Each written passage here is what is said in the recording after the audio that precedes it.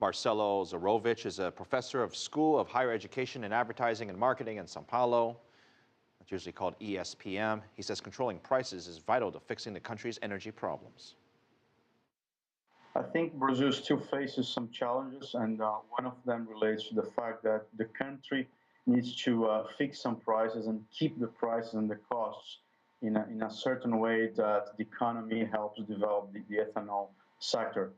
As you may know, recently we've seen price increases in the oil sector and all the raw material, and that's one of the reasons why I think ethanol has not been so successful as it could be. And another factor relates to the competitiveness in the international market. And on top of that, I would add the fact that there are some other priorities in that the government is focusing on, such as the pre-salt and some areas that the country needs to overcome. So I think it's a part of a context that the Brazil needs to work strongly to overcome these issues with ethanol. Before I move on to the other energy sources, I want to stay with ethanol for just another moment here.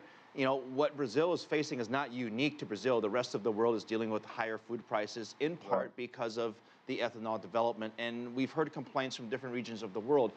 I'm just curious, in Brazil, is there a plan to try to offset that by any means? Or at this point, are they just going to have to give up? Maybe that's not the right word, but downplay the development of ethanol.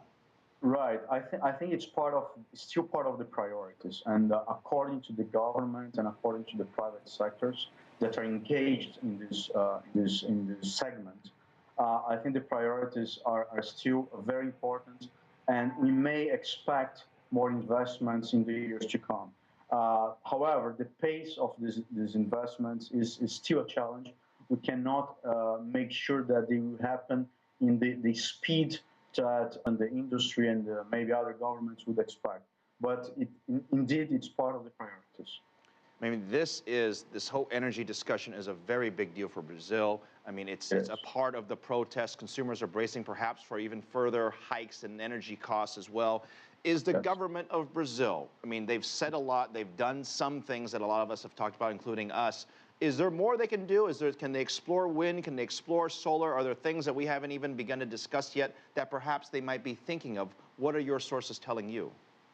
I think they should prioritize the other sources.